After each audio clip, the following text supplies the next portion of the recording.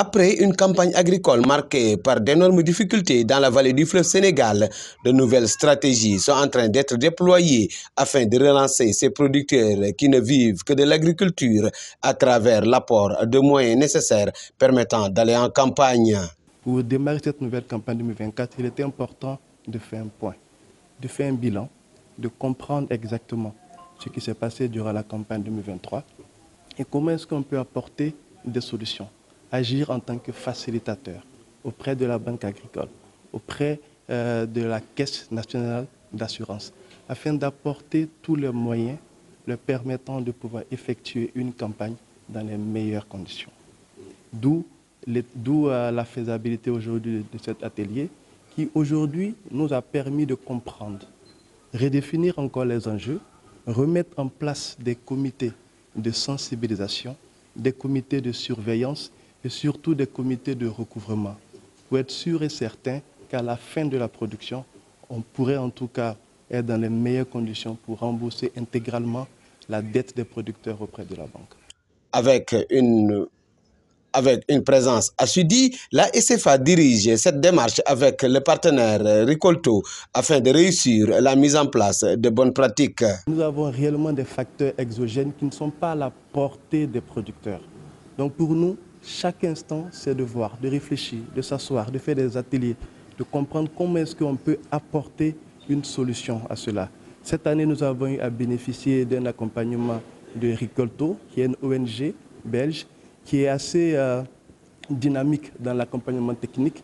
Cette année, ils ont accompagné la SFA pour pouvoir encore densifier son action auprès des producteurs, pour surtout les rassurer.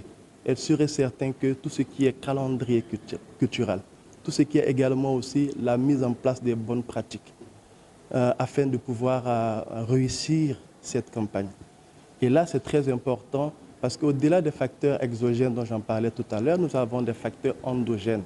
Et ces facteurs endogènes-là, il est important à travers les renforcements des capacités, à travers même comment aider aujourd'hui les producteurs eux-mêmes. Debitiguette, choisi comme union témoin, constitue un modèle pour la réussite de la double culture.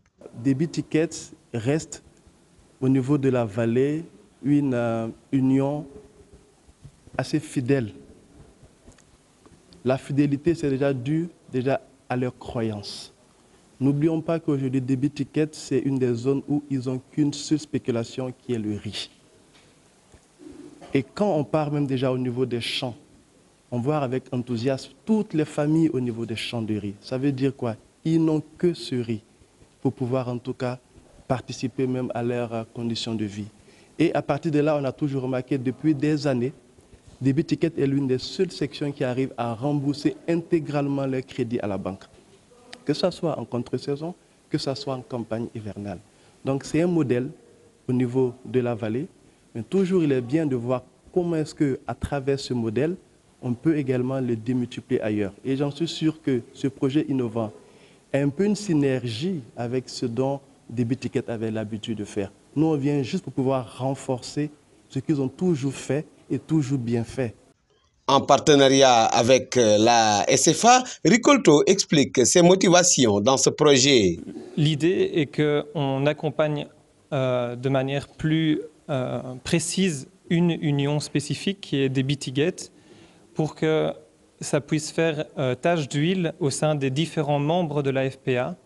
Et une fois que les unions seront en meilleure santé financière, elles pourront renforcer la FPA et renforcer son travail de représentation des unions. Cet atelier qui a enregistré la participation des producteurs de Debitiguette, la FPA, la SAED, la DERDER, la CIRIS, les financiers entre autres, a permis de relever les contraintes et proposer d'éventuelles solutions pour le développement durable de l'agriculture dans cette partie du Nord Sénégal.